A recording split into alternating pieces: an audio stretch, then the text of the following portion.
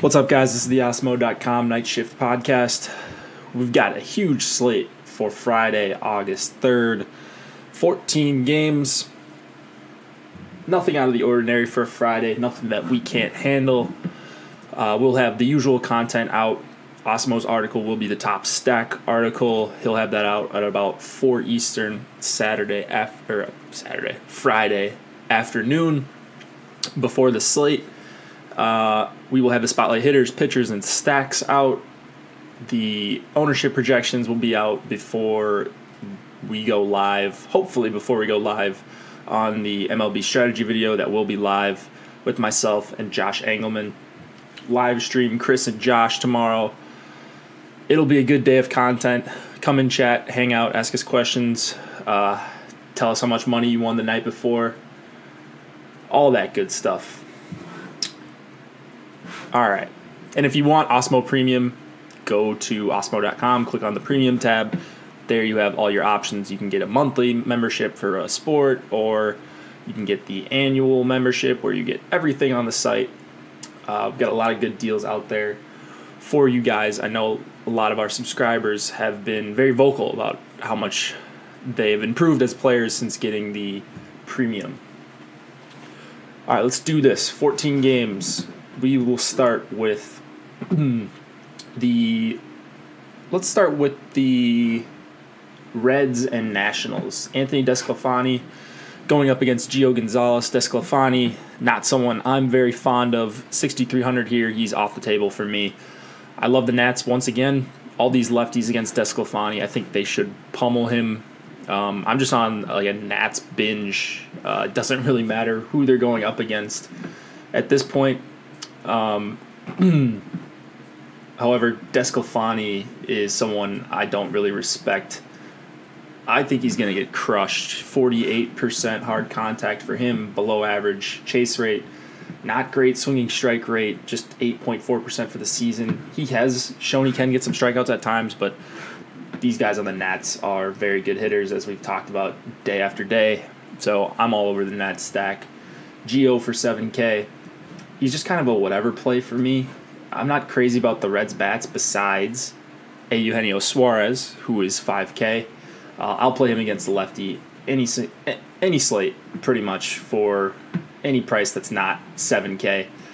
No, I'm kind of kidding about that, but 5K I'm more than willing to pay for him as a one-off against Gio. I can't really see myself getting to a lot of Red stacks. Gio's someone that I respect in that I don't just full stack against him. He's very good against lefties, and you've got Votto and Jeanette, two guys I like using for the Reds from the left side. Let's go to the next game, Miami and Philadelphia. We've got Trevor Richards going up against Vince Velasquez. Richards is 7,300. Man, he was going to be cheaper, I think, when he was going to start on Thursday. However, his price got bumped up, and still same matchup against the Phillies. I like him here. He's got a very good changeup, and that pitch can do wonders against lefties. I had him written up in the Spotlight Pitchers article, but that was for a 9-game slate. This slate's a little bit different. I don't know if you're going to need Richards for 7,300, but he's certainly on the table for me. And I'm not on this Philly stack as far as a full stack goes. My favorite batter here is Rhys Hoskins for 5,200. Pounds righties. Richards is worse against righties, at least in terms of striking them out and with hard contact. So I think Rhys has a really good chance to take Richards' yard, but the rest of this team, I'm not looking to stack. Velasquez for 8K, super boomer bust player, as we know, can get strikeouts in bunches, can also blow up with the best of them. At 8,000, I am with it. When he's at home against the Marlins, going to get a bunch of righties. I love the spot for him, so I'm going to play Velasquez. He's going to be somewhat popular as a minus 176 favorite. Marlins under 4 run total. Seems like a pretty easy play to just get a lot of Velasquez in your lineups. Hoping I'm wrong about him being popular, but just judging by the line, his price, his name value, I would assume people are on him. And I'll be one of them. Cardinals and Pirates. John Gant going up against Chris Archer, making his Pirates debut. Gant is not on the table for me. I like some Pirates bats. I like Gregory Polanco, Francisco Cervelli, Adam Frazier if he leads off for 3,800, Colin Moran for 3,600. Just an underpriced stack all around. Starling Marte is 5,300 and Polanco's 52, but everyone else is below 4K after that. So maybe not super underpriced. That was a little premature, but I mostly want to play Polanco and then Moran, Frazier. That's a pretty doable stack. On the other side, Archer, 8,200. He's going to be popular for good reason. Swinging strike rate above 15% each of his last 3 starts. The results have been up and down, but going to get a lot of righties here. And good park, under 80 degrees, a little bit of wind blowing in that I'm seeing an under 4 run total for the Cardinals. Archer is one of the better mid-tier plays on the slate, if not the best. Him and Velasquez will be on a healthy amount of my lineups. And I'm not going with many Cardinals bats, if any. Yankees and Red Sox. We've got Luis Severino against Rick Porcello. I'm not on either of the pitchers here, at least not right now. If Severino's just going to go completely overlooked, I think he's worth a shot or two in tournaments just because of his crazy raw talent. It's a super tough spot. Going into Boston, I know I say don't target pitchers in Boston, and that's usually the case when they're not what I think is a great pitcher. Severino is a great pitcher, in my opinion. My model loves him, so he comes up as a pretty decent value. I just don't know if I can mentally get past starting a pitcher against Betts, Benintendi, JD, Moreland, Bogarts. Who knows if he's going to be in the lineup? Kinsler too. It's just a tough top half of that lineup, even if Bogarts is out. So Severino is somewhat interesting. I'm not there just yet, but the Yankees or the Red Sox bats are not my favorite. 4.1 run total. You got Betts at 5,700, Benintendi over 5K, Martinez over 5K. I don't think I'm going to stack a lot of Red Sox just because Severino, very good pitcher, and then you've got that Yankee bullpen behind him. Even if he struggles, they could shut down that stack pretty quick. Porcello, same thing. I do respect Porcello as a pitcher, but I don't think I'm playing him here against the Yankees. I like Hicks a lot against him. Torres for 4,600 as well. Those are 2 guys I'll play against Porcello. I'm more likely to stack the Yankees than the Red Sox in the spot. I don't think that's a hot take or anything. Wind's blowing out, 83 degrees. I'm going to stack against what I think is the lesser pitcher in Porcello. Angels and Indians. Jaime Barria against Mike Clevinger. Barria 6K, Clevinger 9,300. No run total out for this game just yet. Barria has really, really struggled against righties. So the first guy I'm looking at is actually Edwin Encarnacion. And I don't mention him a lot when I talk about Cleveland stacks, but he's probably going to go somewhat under-owned on the slate. It's huge. And Barria, righty-righty. But I really like this matchup for Edwin Encarnacion. He's hitting righties at 43% hard contact rate, a 273 ISO, well above average hitter all the way around. And then, of course, you can play the top 3 guys as well. This one's pretty easy for me to just go 1, 2, 3, 4. Lindor, Brantley, Ramirez, Edwin Encarnacion. I'm not wild about the bottom half of the Cleveland lineup. Clevinger on the other side, 9,300. He's going to get a lot of right-handed bats. Cole Calhoun, Ohtani off the top, and then Valbuena is probably going to be in this lineup, but everyone else going to bat from the right side, I believe, unless they have some sort of weird lineup in there. So you can make a case for Clevinger, but 9,300 is a little bit expensive. And then you look at what the Angels have done. I know we talked about this on the live stream, or maybe it was the strategy video a couple of days ago.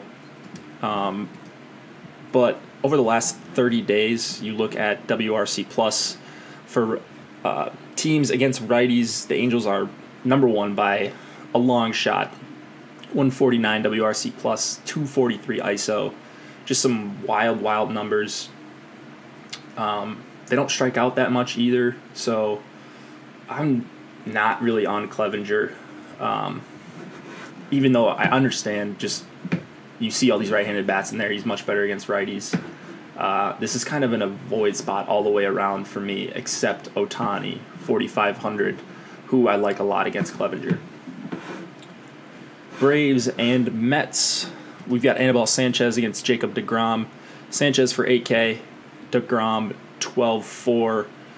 Just a 7-run total, a little over 7 for this game. Sanchez, I would have interest in on a different slate, but when you've got Archer and Velasquez in his same price range, that 8K price range, it's just tough for me to get to him. I'm not going crazy with Mets stacks.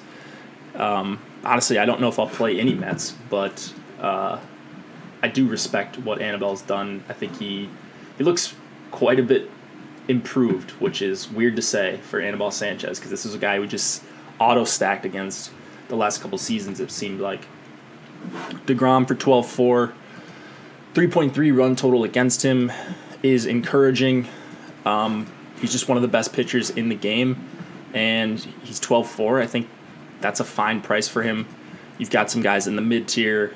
The problem is I don't know where you're going to get these low-tier pitchers. There's not really one that sticks out to me as like a 5 or 6K pitcher where I would really want to play. There's one guy that I think is an okay play, but we'll talk about him later. It's still not something I feel great about.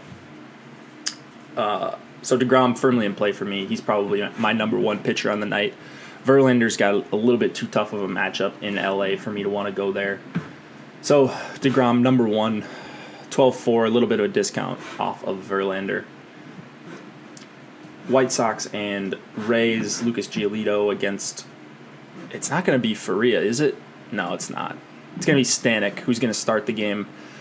The Rays are going with this no starter thing. They just don't have any starters. They're just going to roll out reliever after reliever, which is fine, but it makes trying to play bats against them or pitchers for them a real issue. I think if I'm going to some bats in this game, probably Avisel Garcia and Yoan Moncada for the White Sox, but I shouldn't say in this game because I like to stack against Giolito. He's one of my favorites to stack against, but Moncada and Avisel Garcia on the White Sox side, and that is about it. Against Giolito, one of the worst pitchers in the MLB for my money. XFIP is huge, especially against lefties. Jake Bauers, I think this is an awesome spot for him. He just looks like a good player to me, hitting the ball really hard. You've got Michael Perez for 3K as well, Tommy Pham in that lineup to boost a little bit of power. CJ Cron, too. You can play Cron and Bauers together. Kevin Kiermaier leading off for only 4,300. Yeah, I'm in on the stack against Giolito, even in this bad park. I think it'll go somewhat overlooked. Baltimore and Texas.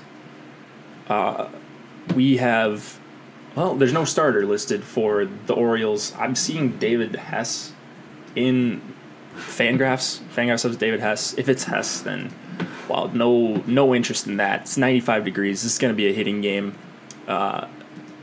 So you can stack against Hess. I don't think you're going to have an issue with that if it is going to be him. Regardless, I don't think Baltimore is going to have a pitcher that he's going to be on the mound. You're going to be like, well, I don't want to play bats against this guy. But just kind of tough to talk about Texas bats when I don't know who's going for the Orioles for sure. Ariel Jurado against Baltimore here, 7,200. Had a decent start against Houston, but not for 7,200 in this weather. I know it's Baltimore, but it's not like he impressed, like in terms of swinging strikes or getting chases or missing bats in general. So not on Jurado either. Not crazy about the Baltimore bats, especially if they're going to be chalky. I get the weather is great, but just kind of the same situation as Thursday where I don't want to play a bad team just because it's good hitting weather. All right. Let's go to Colorado and Milwaukee. We've got Herman Marquez against Junior Guerra. Marquez, 7,500. It's a little bit expensive for me for Marquez, especially with Moustakas, Thames, Shaw, Yelich in that lineup. I'm pretty worried about playing pitchers against this Brewers lineup. They're pretty deep and more lefty power, pretty balanced all around. So Marquez is in a void for me. I don't hate the stack against him with those guys that I mentioned. That top 6 for the Brewers, super scary to me.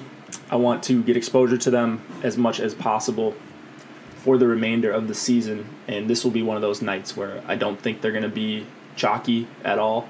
So I'm going with what I think is a really, really talented top half of the lineup. All right. Guerra on the other side, 7,100. I don't think this is the worst spot for Junior Guerra. I like that price. He's at home. He gets Colorado. Outside of Coors, obviously. I wish he threw more pitches. He hasn't gotten over 100 in his last 5 starts.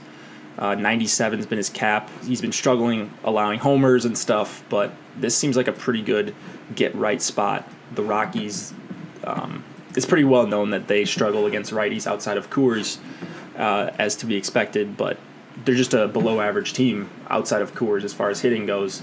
So I don't mind Guerra here for 7,100. Not going to be someone that I have 100% of or anything like that, but someone that I will mix in some of my tournament lineups. Kansas City and Minnesota, we have Heath Fillmyer against Jake Odorizzi. So the Royals going to be doing another bullpen-ish game. Fillmyer threw 88 pitches in his last start against Detroit. I don't think he's playable here. It's good weather in Minnesota. 90 degrees, swirling winds it looks like, so who knows if it'll be out or in or all around.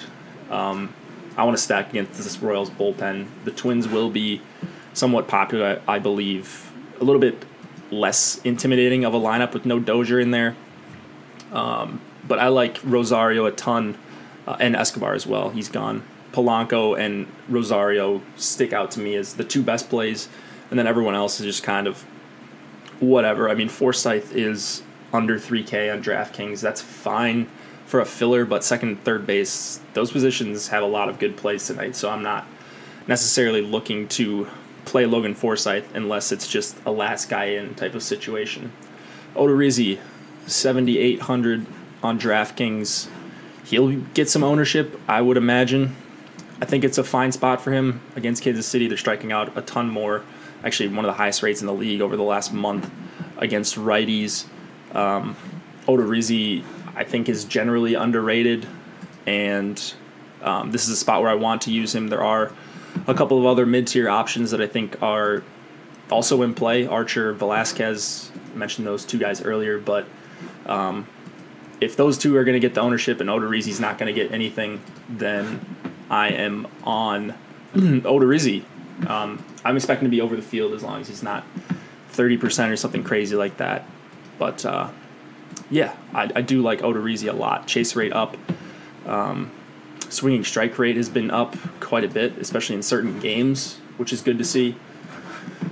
San Francisco and Arizona, because I'm done talking about Royals bats. I don't think there's really much to talk about, even with good weather in Minnesota. San Francisco, Arizona. Don't know who's going for the Giants for sure, but right now I'm seeing Chris Stratton off of Fangraphs. He's 5,800. Not someone I'm going to play. I've been pretty vocal about my Chris Stratton stance, and I'll be playing David Peralta if he's in, Eduardo Escobar, Goldschmidt, Pollock, John Jay even. I have no issue stacking against Chris Stratton if he's going to indeed be the pitcher near 5-run total for the Diamondbacks. Here against Patrick Corbin, who is 10-4 on DraftKings. I don't have an issue with Corbin for 10-4, but he's just kind of in an awkward price range. He certainly can get strikeouts in this matchup, but you look at some of the guys in this Giants order.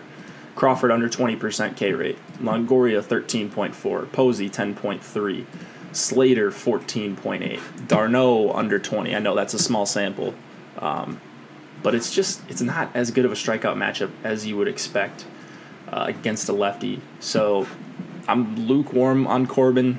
If I end up with some, I'm fine with it. If I don't, it's not the end of the world. He does give up a lot of hard contact. So I think the Giants mini stack is in play for me. Posey, McCutchen, Longoria, they've been leading off McCutchen against lefties. If they're going to do that again, then you can just go 1, 2, 3, and I like that quite a bit, especially all these guys in the 4K range. So if you're looking for a little value 3-man stack, I like that quite a bit. Houston and LA, the Dodgers, Justin Verlander against Alex Wood. Verlander for 13-1 on DraftKings, Wood 8,500, 3.5 run totals for both teams here, 7 total overall. Yeah, I don't know if I can get to playing Verlander. This Dodgers team, while confusing as of late, they weren't able to touch up Chase Anderson very much. They got shut down by Wade Miley. I'm not holding that against them. I think they are still incredible, and I don't want to play Verlander, even though this could be a vintage Verlander performance where he just goes out and mows them down. If he's going to be 5% owned, okay, I'm willing to take a chance on Verlander and go overweight. If not, though, I don't think he will be 5% owned. I think he's going to be somewhat popular on a big slate. I'm just going to other options. I'm just not messing around with this lineup for 13-1 on DraftKings. Wood on the other side, 8,500. He's interesting just because of the total for the Astros, but I don't think I'll actually get to him. I prefer all those other guys I mentioned, Odorizzi, Velasquez, Archer, and I'll just leave it at that. I mean, there are a lot of righties in this Astros lineup. They woke up against Wade LeBlanc. I'm not saying that Wood is Wade LeBlanc, but showed that they are still alive and breathing. And you look at some of these numbers for the righties, Springer, Bregman, Gurriel, Gaddis, all well above average hitters against left-handed pitching. So kind of a stay away on both sides as far as Wood versus the Astros bats. Detroit and Oakland, we've got Blaine Hardy going up against Brett Anderson. All right, so here's my guy. Not necessarily my guy, but my punt pitcher that I'm somewhat interested in. And I guess you could make a case for both of these guys, but Hardy is 4,900. I don't think he's great. In fact, he might not even be good, or even average. But Hardy is a lefty. He's going into Oakland. And if you look at what Oakland has done against lefties this year at home, so you search versus lefties. I'm just on Fangraphs searching this right now. Versus lefties at home, 2018 season. Oakland has a... Where'd it go? I searched away. There we go. At home, in that park, they just struggle to get anything going. 25% K rate almost, an 86 WRC plus, 155 ISO is okay, but 297 on base percentage is really, really rough. So it's just a pure matchup play for Hardy. That's the interest. I don't know if he'll have any ownership at all. He threw 74 pitches in his last start, went 5 innings against Cleveland. That's not terrible. If you're able to survive Cleveland, there's something to be said for that. He only had 1 strikeout. I'm not expecting a lot of strikeouts against Oakland. Honestly, I just want him to get through 5 or 6 innings and get me 12 DraftKings points. And I think he has a chance to do that here. So there's the appeal, the case for Blaine Hardy. We'll talk more about him tomorrow with Josh. Brett Anderson for the A's. He will be the 5K guy that's going to be somewhat popular because the Tigers have a 3.7 run total. And Anderson is 5,100.